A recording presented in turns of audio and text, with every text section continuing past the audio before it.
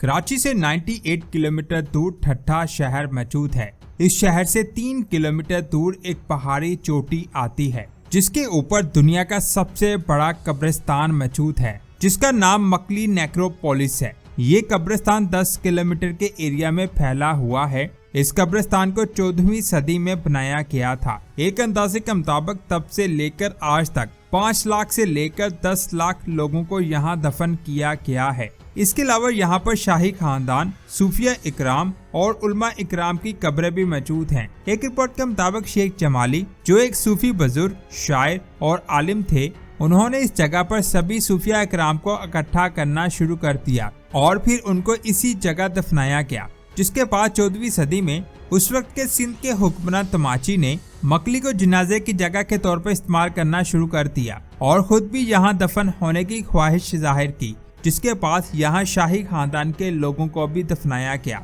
अगर आप इस जगह को देखें तो यहाँ पर आपको ये मकबरे नजर आएंगे। असल में ये मकबरे तुर्खान खानदान के हैं। 16वीं सदी में तुर्खान खानदान की हुकूमत थी जिनको 1570 से लेकर 1640 तक यहाँ दफनाया गया। यहाँ पर आपको कई मकबरे दिखाई देंगे, लेकिन इन मकबरों में सबसे ज्यादा खूबसूरत मकबरा ये है जिसकी 2 मंजिलें हैं। असल में ये ईसा खान तुर्खान दोयम का मकबरा है। इस मकबरे की खूबसूरती के बारे में मैं आगे एक्सप्लेन करूंगा, लेकिन यहाँ सवाल आता है कि ये ईसा खान तुर्खान कौन है, इसने इतना बड़ा मकबरा कैसे बनाया और इसके करीब मौजूद मकबरे किसके हैं, क्या ये जुनाद का कब्रिस्तान है। ये अमेजिंग इन्फॉर्मेशन आप जानोगे आज के इस वीडियो में, तो पूरी वीडियो वॉच कीजिएगा। और आप देख रहे हैं स्पेस वर्ल्ड। 1530 में मुगल एम्पायर के पहले बादशाह बाबर की वफात के बाद उसके बेटे हुमायूं को हिंदुस्तान का शहंशाह बना दिया गया। उस वक्त मुगल एम्पायर की हुकूमत यहाँ तक थी जिनमें ये सभी एरियाज आते थे। इसके साथ सिंध का एरिया शुरू होता है। 1530 से लेकर 1540 तक हुमायूं ने 2 बार शेर शाह सूरी से जंग की और इन दोनों जंगों में हुमायूं को शिकस्त हुई। शेर शाह सूरी और हुमायूं के बारे में मैं डिटेल से इस वीडियो में बात कर चुका हूँ। 1540 में शिकस्त के बाद हुमायूं सिंध की तरफ भागा, लेकिन यहाँ पर उमरकोट में उसे थोड़े टाइम के लिए पनाह दी गई। लेकिन हुमायूं दरिया सिंध से पार उस एरिया में जाना चाहता था। यहाँ अरगून एम्पायर की हुकूमत थी। उस वक्त इस एरिया का हुक्मरान हुसैन शाह अरगून था। इसने हुमायूं को अपने एरिया में आने नहीं दिया क्योंकि हुमायूं शेर शाह सूरी से शिकस्त के बाद कमजोर हो चुका था। इसीलिए वो सिंध से सीधा ईरान की तरफ चला गया। हुसैन शाह, जो अरगून डायनेस्टी का हुक्मरान था, उसकी सिर्फ एक बेटी थी जिसकी शादी हो चुकी थी। 1554 में हुसैन शाह वफात पा गया, जिसके बाद सवाल खड़ा हो गया कि सिंध का अगला हुक्मरान कौन होगा।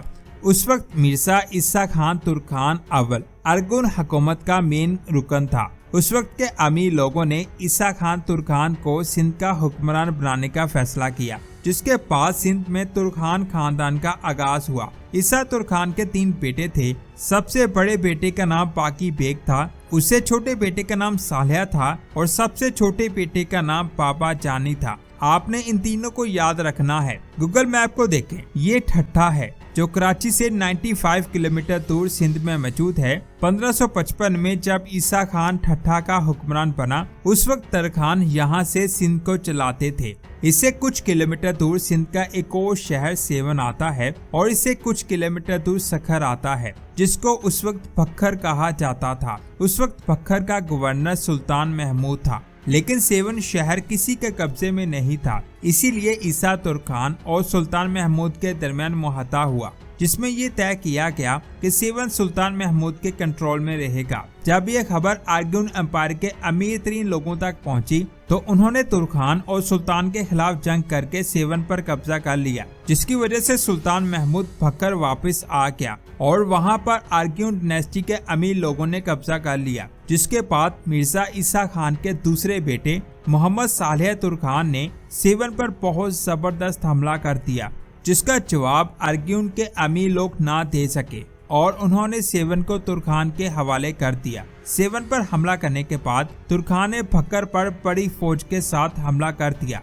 लेकिन दूसरी तरफ ठट्ठा पर पुर्तगालियों ने हमला करके वहां कब्जा कर लिया और 8000 लोगों को कत्ल कर दिया, जब ईसा खान को इस बात का पता चला तो वो भक्कर को छोड़कर अपनी सारी फौज के साथ ठट्ठा की तरफ भागा, लेकिन ईसा खान के ठट्ठा पहुंचने से पहले पुर्तगाली ठट्ठा को लूटकर जा चुके थे। कुछ सालों के बाद 1559 में ईसा खान के बड़े बेटे मोहम्मद बाकी ने अपने छोटे भाई के खिलाफ जंग की, लेकिन मोहम्मद सालेह ने मोहम्मद बाकी को शिकस्त दे दी, जिसकी वजह से मोहम्मद बाकी को ठट्ठा छोड़ना पड़ा। फिर 1562 में मोहम्मद सालेह को कत्ल कर दिया गया, जिसके बाद मोहम्मद बाकी ठट्ठा आ गया। लेकिन ईसा खान मोहम्मद बाकी से इतना खुश नहीं था, इसीलिए उसने अपने छोटे बेटे जान बाबा को अपना वली अहद मुकर्रर कर लिया। कुछ सालों के बाद 1564 में ईसा खान का इंतकाल हो गया, जिसके बाद सल्तनत को मोहम्मद बाकी के हवाले किया गया। लेकिन क्योंकि जान बाबा को वली अहद बनाया गया था, इसीलिए उसने मोहम्मद बाकी से जंग की,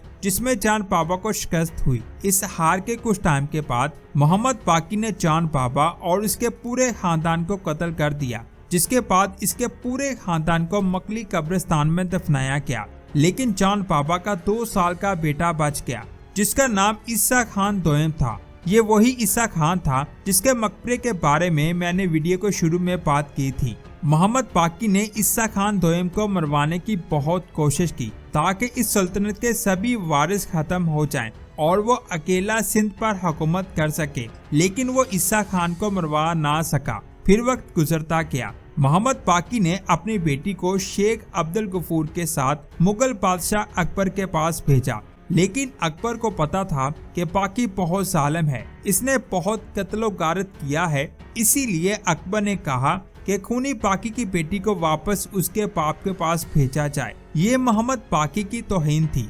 इसके अलावा उसका बेटा शाहरुख भी मर चुका था। इन दोनों परेशानियों की वजह से मोहम्मद बाकी ने 1585 में खुदकुशी कर ली। अब कब्रिस्तान की बात करते हैं। जैसे कि मैंने वीडियो के शुरू में बताया, ये मकबरा ईसा खान दोयम का है, जो जान बाबा का बेटा था, जिसे मोहम्मद बाकी ने कत्ल किया था। ईसा खान के मकबरे के बिल्कुल साथ मोहम्मद बाकी का मकबरा है, जिसमें कुछ कपड़े हैं। सामने दिखाई देने वाली कब्र असल नहीं है, इनको सिर्फ डेकोरेशन के लिए बनाया गया है। असल कब्र नीचे है। मोहम्मद बाकी के 2 बेटे थे, जिनमें बड़े बेटे का नाम मोहम्मद पाइंदा था और छोटे बेटे का नाम मोहम्मद मुजफ्फर था। 1585 में बाकी की मौत के बाद उस वक्त के अमीर लोगों ने मोहम्मद पाइंदा को सिंध का नया हुक्मरान बना दिया, लेकिन मोहम्मद पाइंदा मजदूर था, इसलिए मोहम्मद पाइंदा के बेटे जानी बेग ने 1585 में सिंध की हुकूमत संभाल ली, जिसके बाद जानी बेग सिंध का तीसरा हुक्मरान बना। 5 सालों के बाद अकबर ने सिंध पर कब्जा करने के लिए एक बड़ी फौज को सिंध में भेजा। जानी बेग ने 1 साल तक मुगल फौज का मुकाबला किया। उस जंग में जानी बेग का बाप मोहम्मद पाइंदा कत्ल हो गया। इस जंग के बाद मुगल बादशाह अकबर ने जानी बेग पर बहुत दबाव डाला और सिंध पर कब्जा कर लिया, जिसकी वजह से 1593 में सिंध में तुर्खान की हुकूमत खत्म हो गई। जिसके बाद अकबर ने राव पुत्र दास खत्री को ठट्ठा का नया हुक्मरान बना दिया। अकबर के इस हुक्म से तुर्खान मायूस हुए और उन्होंने दरिया में हर तरह की तजारत को रोक दिया। इस चीज को देखकर अकबर घबरा गया और 1595 को ठट्ठा को जानी पीर के हवाले कर दिया, जिसके बाद 1601 में जानी पीर का इंतकाल हो गया। जानी पीर को भी मकली कब्रिस्तान में दफनाया गया है और ये जानी पीर का मकबरा है, जो मोहम्मद बाकी बेग के पास मौजूद है। जानी बेग की मौत के बाद इसके बेटे गाजी बेग को सिंध का नया हुक्मरान बना दिया गया, जिसकी उम्र 17 साल थी। एक बार फिर से सिंध पूरी तरह से तुर्खानों के हाथ आ चुका था। इस चीज को देखते हुए अकबर ने ठट्ठा को मुगलों में वापस लाने के लिए फौज तैयार करना शुरू कर दी और फिर 6 अक्टूबर 1604 को गाजी बेग आगरा में अकबर के पास आया। वहां से अकबर ने गाजी बेग को ठट्ठा का गवर्नर बना दिया।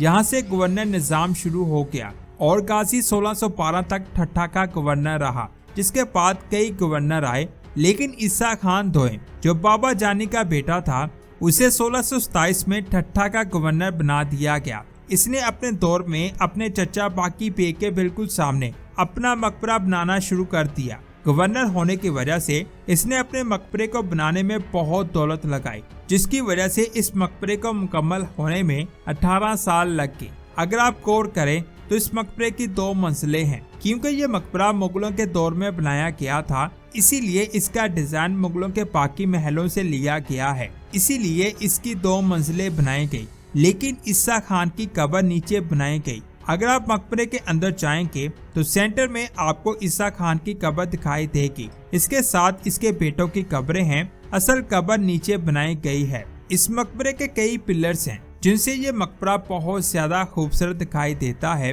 इस मकबरे के बाहर भी कुछ कब्रें हैं। असल में ये ईसा खान दोयम की बीवियों की कब्रें हैं।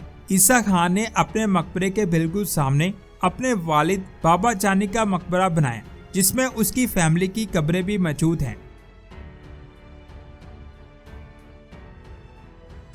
इसके बिल्कुल सामने आपको एक और मकबरा दिखाई दे रहा होगा। ये मकबरा शाहजहां के जर्नैल का था। इन सभी मकबरों को देखने के बाद मुझे उम्मीद है अब आपको सारे मकबरों के बारे में पता चल चुका होगा। इस कब्रिस्तान के सामने वाला हिस्सा अच्छी हालत में मौजूद है, लेकिन जैसे जैसे आप आगे जाएंगे तो आपको कब्रिस्तान की हालत इतनी अच्छी दिखाई नहीं देगी। कहा जाता है यहाँ पर जिन्नात रहते हैं। कुछ लोगों के मुताबिक जब इस कब्रिस्तान के गिर्द लोग नहीं रहते थे तब यहाँ पर हवाई मखलूक दिखाई देती थी, जिसकी वजह से इस जगह को जिन्नात का सबसे बड़ा ठिकाना कहा गया। कुछ लोगों के मुताबिक यहाँ पर सर कटा हुआ इंसान घूमा करता था, जिसे यहाँ देखा गया है।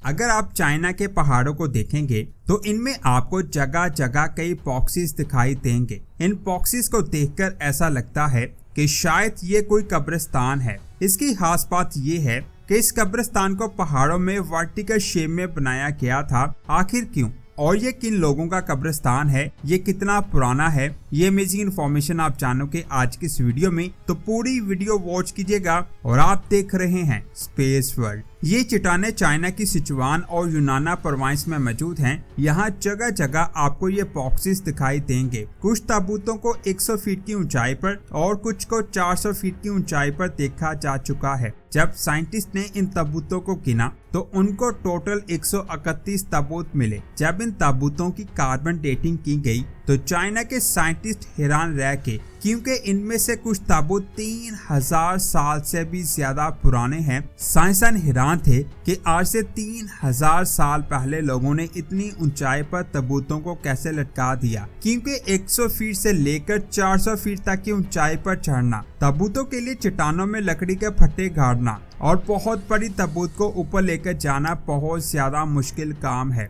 ऐसे काम को आज के मौजूदा मशीन से करना भी बहुत ज्यादा मुश्किल है। तो सोचने वाली बात ये है, आज से हजारों साल पहले ये काम कैसे किया गया था और इन लोगों ने पहाड़ों पर इन बॉक्सेस को क्यों लटकाया? क्या उनके पास जमीन नहीं थी या फिर वो लोग पहाड़ों पर ही रहते थे? आखिर वो कौन लोग थे और उनके साथ क्या हुआ था, जिनका आज कुछ अता पता नहीं है। आज से 3000 साल पहले चाइना की सिचुआन और यूनाना प्रोविंस में पो के नाम से एक कबीला रहता था। हिस्ट्री में इस कबीले के बारे में ज्यादा इंफॉर्मेशन मौजूद नहीं है। बस इतना लिखा गया है कि आज से 450 साल पहले मिंग डायनेस्टी ने चाइना पर कब्जा किया और साथ ही मिंग इंपीरियल आर्मी ने पो कबीले के सभी लोगों को मार दिया, जिसके बाद कहा जाता है कि पो कबीले की नस्ल दुनिया से खत्म हो गई। साथ ही इनके राज भी इस नस्ल के साथ दफन हो गए, जिनमें सबसे बड़ा राज इन ताबूतों का है। सेंट्रल चाइना के इस हिस्से में छोटे बड़े पहाड़ और चट्टानें मौजूद हैं। इनमें ज्यादातर चट्टानें ऐसी हैं यहाँ आज तक कोई नहीं जा पाया। कुछ चट्टानें जो आबादी के करीब हैं वहाँ ताबूत देखे जा सकते हैं, लेकिन उन तक पहुँचना बहुत ज्यादा मुश्किल है, क्योंकि ये चट्टानें नुकीली और बिल्कुल सीधी हैं। कई ताबूत चट्टानों पर दूर से ही नजर आ जाते हैं, लेकिन बहुत सारे ताबूत चट्टानों के अंदर धंस चुके हैं, जिसकी वजह से इनको फाइंड करना बहुत ज्यादा मुश्किल है। साइंटिस्ट ने जब इन ताबूतों के सैंपल्स को लेकर इनकी कार्बन डेटिंग की तो पता चला इनमें सबसे पुराने ताबूत को आज से 3000 साल पहले बनाया गया था। इस चीज से पता चलता है कि पो कबीले के लोग आज से 3000 साल पहले भी यहाँ रहा करते थे। इस जगह को देखने के बाद साइंसदान का कहना है कि यहाँ हजारों की तादाद में ताबूत छुपे हुए हो सकते हैं, क्योंकि ये कबीले बहुत ज्यादा पुराने थे इसीलिए साइंसदानों के मुताबिक इसके सिर्फ 131 ताबूत नहीं हो सकते। ताबूतों की तादाद बहुत ज्यादा है, लेकिन उन ताबूतों तक पहुंचना बहुत ज्यादा मुश्किल है। इन ताबूतों की खास बात यह है कि इनको लकड़ी के एक सिंगल पीस से बनाया गया था। साइंसदान के मुताबिक उस वक्त उन लोगों के पास सिर्फ कुल्हाड़ी हुआ करती थी, यानी आज से 3000 साल पहले पो ट्राइब के लोग एक कुल्हाड़ी की मदद से बहुत बड़े दरख्त को अंदर से काट कर उसे ताबूत बना देते थे। चाइना के आर्कियोलॉजिकल डिपार्टमेंट ने एक कैंपेन की जिसमें पूरी दुनिया के आर्कियोलॉजिस्ट को दावत दी गई कि वो यहाँ पर आकर छुपे हुए ताबूतों को फाइंड करें ताकि इस मिस्ट्री को सॉल्व किया जा सके। एक चट्टान पर 6 कॉफिन लटके थे। साइंसदानों ने इन तक पहुँचने का प्लान बनाया। ये चट्टानें बिल्कुल सीधी थी, इसीलिए उन तक ट्रैक पहुंचना ट्रेंड क्लिफ क्लाइंबर्स के लिए भी बहुत ज्यादा मुश्किल था। इसीलिए चट्टानों पर दूसरे रास्ते से ऊपर जाया गया और फिर रस्सियों की मदद से क्लाइंबर्स को नीचे उतारकर उन ताबूतों तक पहुंचाया गया। जब साइंसदान उन ताबूतों तक पहुंचे तो उन्होंने देखा कि ताबूतों की हालत बहुत ज्यादा खराब है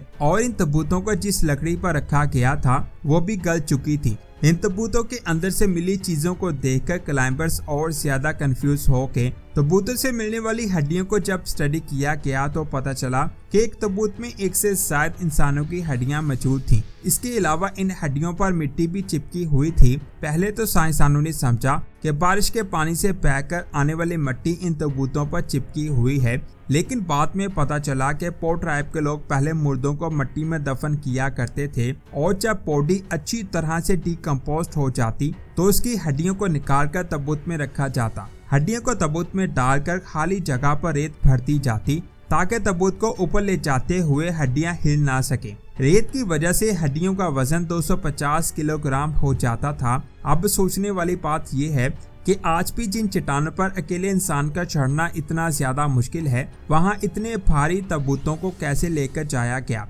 उस वक्त उन लोगों के पास कोई मशीनरी मौजूद नहीं थी, लेकिन उन लोगों के पास रस्सियां, छेनी, हथौड़े और लॉक मौजूद थे। जिन चट्टानों पर ताबूत रखे थे, जब उनको अच्छे से स्टडी किया गया तो पता चला इन चट्टानों पर छोटे छोटे सुराख मौजूद हैं। साइंसदान का कहना है कि इन सुराखों को देखकर ऐसा बिल्कुल भी नहीं लग रहा था कि ये सुराख कुदरती तौर पर बने हैं, बल्कि इन सुराखों को छेनी, हथौड़े की मदद से बनाया गया था।